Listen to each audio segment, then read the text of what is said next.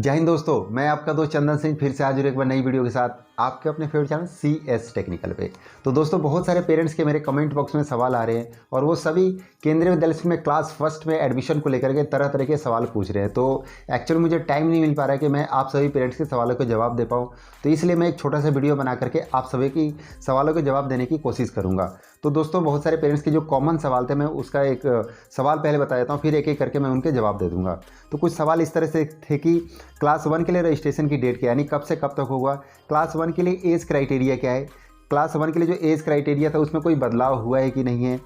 किस कोटा के लिए कब फॉर्म निकलेंगे, ये बहुत सारे पेरेंट्स के सवाल आ रहे हैं। इसके अलावा कि इनकम सर्टिफिकेट चल जाएगा क्या EWS सर्टिफिकेट की जगह पर और BPL सर्टिफिकेट की जगह पर। इसके अलावा लॉटरी रिजल्ट कब आउट होगा, यानी डेट कौन कौन सी है, ये कुछ सवाल थे। इसके अलावा बर्थ सर्टिफिकेट की जगह पर आधार कार्ड चल जाएगा क्या, ये बहुत सारे पेरेंट्स ने सवाल किए हैं और उन्होंने मुझे कमेंट में भी कमेंट करके बताया कि सर, हमने अपने बच्चे का बर्थ सर्टिफिकेट नहीं था तो हमने आधार कार्ड की कॉपी वहाँ पर अपलोड कर दिया है। तो इन सवालों के जवाब मैं अभी आपको एक एक करके देने वाला हूँ। तो दोस्तों, वीडियो को ज़रूर पूरा देखें, क्योंकि हो सकता है कि इसमें से कोई सवाल आपका ऐसा हो जिसको कि आपका जानना ज़रूरी है रजिस्ट्रेशन से पहले, अगर आपने अभी तक रजिस्ट्रेशन नहीं किया है। अगर रजिस्ट्रेशन कर लिया है तो अगर आपने कुछ गलतियाँ की है तो आपको सुधारने का मौका है अभी, तो आपको ये वीडियो ज़रूर देखनी चाहिए। तो चलिए शुरू करते हैं पहले सवाल से। तो पहला जो सवाल है कि क्लास 1 में एडमिशन के लिए रजिस्ट्रेशन की डेट क्या है। तो मैं आप सब पेरेंट्स को बता दूं कि रजिस्ट्रेशन स्टार्ट हो चुके हैं 28 फरवरी 2022 सुबह 10 बजे से, और ये जो रजिस्ट्रेशन है ये चलेंगे 21 मार्च 2022 शाम के 7 बजे तक। यानी आपने इसी टाइम पीरियड में अपने बच्चे के एडमिशन के लिए रजिस्ट्रेशन करना है। अगर किसी पेरेंट्स ने रजिस्ट्रेशन कर लिया है और उनको लगता है कि उन्होंने रजिस्ट्रेशन के टाइम पे कोई गलती कर रखी है, जैसे मान लीजिए कि बच्चे का डेट ऑफ बर्थ गलत भरा है, या उन्होंने मतलब किसी कास्ट के यानी गलत कास्ट का चयन कर दिया है, या किसी गलत कोटे का चयन कर लिया है, या गलत कैटेगरी को सेलेक्ट कर लिया है, अगर इस टाइप का किसी भी तरह का अगर कोई गलती की है तो अभी भी आपके पास टाइम है उसको सुधारने के लिए। तो आप 21 मार्च 2022 शाम के 7 बजे से पहले आप चाहे तो उसके अंदर चेंजेस कर सकते हैं और आप नया रजिस्ट्रेशन कर सकते हैं। तो ध्यान रहे कि 21 मार्च के बाद आप कोई उसमें अंदर चेंजेस नहीं कर सकते हैं, कोई नया रजिस्ट्रेशन नहीं कर सकते हैं। तो आपने अगर कोई गलती की है तो प्लीज़ आप उसको 21 मार्च से पहले आप उसको एप्लीकेशन को यानी रजिस्ट्रेशन को कैंसिल करके आप दोबारा रजिस्ट्रेशन कर सकते हैं। रजिस्ट्रेशन कैसे कैंसिल करना है और कैसे नया रजिस्ट्रेशन करना है ऑलरेडी मैंने वीडियो बना रखा है, तो आप चाहे तो मेरे चैनल पे जाके देख सकते हैं, उससे आपको बहुत सारी हेल्प मिलेगी।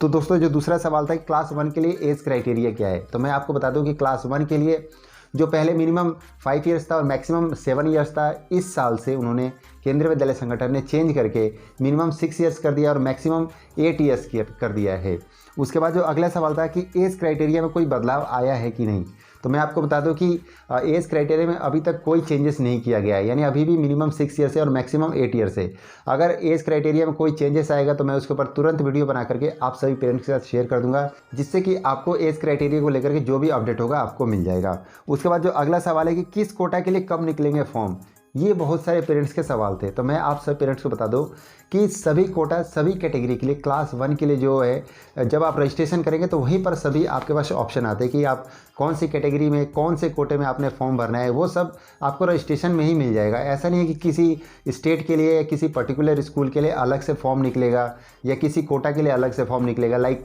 DA कोटा के लिए हो गया या SC कोटा के लिए हो गया, OBC कोटा के लिए हो गया, किसी कोटा के लिए कोई अलग से फॉर्म नहीं मिलेगा। ये आपने ऑनलाइन रजिस्ट्रेशन के अंदर ही आपने सभी कोटा सभी कैटेगरी सेलेक्ट करने हैं। इसके लिए कोई अलग से डेट नहीं है कि किसी अलग कोटा के लिए अलग से डेट निकलेगी या स्टेट वाइज कोई अलग से कोटा या कैटेगरी के लिए अलग से डेट आई है, ऐसा कुछ नहीं है। सभी ऑल ओवर इंडिया में जितने भी केंद्रीय विद्यालय स्कूल है उसमें एडमिशन के लिए ऑल जितने भी कोटाज़ हैं उन सब के लिए क्या है कि यही डेट है, यानी 28 फरवरी से लेकर के 21 मार्च के बीच में आपने एडमिशन के लिए रजिस्ट्रेशन करना है और इसी में आपने सभी कोटा और कैटेगरी सेलेक्ट करने हैं। इसके बाद जो अगला सवाल था कि इनकम सर्टिफिकेट चल जाएगा क्या, यानी कि जैसे कि बहुत सारे पेरेंट्स जो है EWS सर्टिफिकेट या BPL सर्टिफिकेट की जगह पर अभी इनकम सर्टिफिकेट अपलोड कर रहे हैं, यानी उसकी डिटेल्स वगैरह अपलोड कर रहे हैं। ऐसे मैं इसलिए बोला क्योंकि बहुत सारे पेरेंट्स ने मुझे कमेंट में कमेंट करके बोला कि सर, हमने EWS की जगह पर और BPL सर्टिफिकेट की जगह पर हमने अपना इनकम सर्टिफिकेट की डिटेल्स वगैरह भर करके फॉर्म सबमिट कर दिया है। तो देखिए, मैं आप सब पेरेंट्स को बता दूँ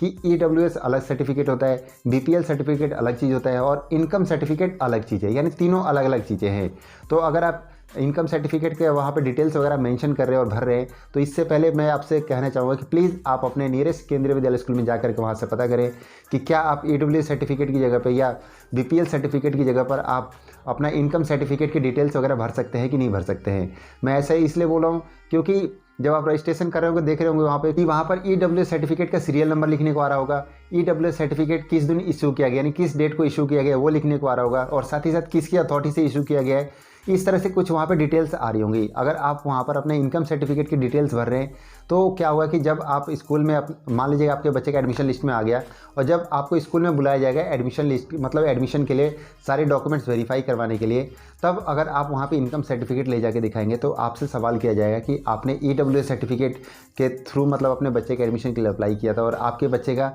EWS से एडवांटेज मिला, यानी कि आपको EWS का फ़ायदा मिला और आपके बच्चे का एडमिशन लिस्ट में नाम आया है, तो आपसे वहाँ पे EWS सर्टिफिकेट मांगा जाएगा, ना कि आपका मतलब इनकम सर्टिफिकेट मांगा जाएगा। तो इसलिए मैं बोल रहा हूँ कि प्लीज़ पहले एक बार आप अपने नज़दीकी केंद्रीय विद्यालय स्कूल से जाके पता कर लेंगे क्या EWS सर्टिफिकेट या BPL सर्टिफिकेट की जगह पर इनकम सर्टिफिकेट चल जाएगा कि नहीं चल जाएगा। क्योंकि मान लीजिए कि आपके बच्चे का एडमिशन लिस्ट में नाम आ गया और आपके पास डॉक्यूमेंट्स पूरे नहीं हुए, यानी कि EWS सर्टिफिकेट या BPL सर्टिफिकेट नहीं हुआ, अगर उसका आपको फ़ायदा मिला आपके बच्चे का एडमिशन के लेकर के, तो आपके बच्चे का जो एडमिशन है वो निरस्त कर दिया जाएगा, यानी कि कैंसिल कर दिया जाएगा। तो इसलिए मैं आपको बोलना चाहता हूँ कि प्लीज़ एक बार अपने नियरेस्ट केंद्रीय विद्यालय स्कूल से जाके पहले कन्फर्म कर ले कि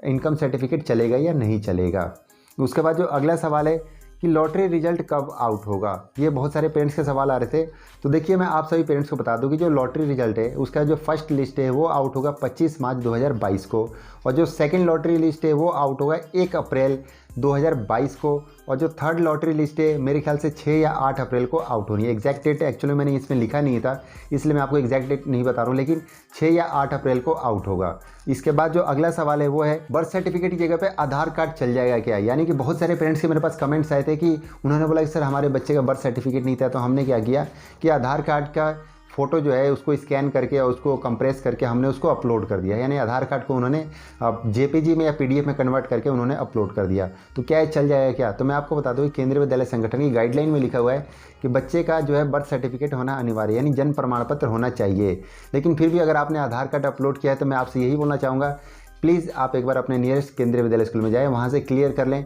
क्योंकि जहाँ तक मेरी जानकारी है उसके अकॉर्डिंग ये है कि आपके बच्चे का बर्थ सर्टिफिकेट होना ज़रूरी है। चाहे आप किसी भी कास्ट किसी भी कोटे के थ्रू अपने बच्चे के एडमिशन के लिए अप्लाई कर रहे हो तो आपके पास आपके बच्चे का बर्थ सर्टिफिकेट होना अनिवार्य है। तो दोस्तों ये कुछ सवाल थे जो कि बहुत सारे पेरेंट्स के थे। अगर आपके भी कोई सवाल हो तो प्लीज़ आप मुझे कमेंट बॉक्स में कमेंट करके पूछ सकते हैं। मैं कोशिश करूँगा कि अगर मैं उसका रिप्लाई ना कर पाऊँ तो उसके ऊपर एक वीडियो बना करके आप सबके साथ शेयर कर दूँ। और दोस्तों आप चाहें तो मुझे इंस्टाग्राम पर फॉलो कर सकते हैं। इंस्टाग्राम का जो लिंक है वो मुझे मेरे वीडियो के डिस्क्रिप्शन में मिल जाएगा और साथ ही साथ मेरे चैनल के बायो में भी मिल जाएगा। तो आप मुझे वहाँ फॉलो करके मुझे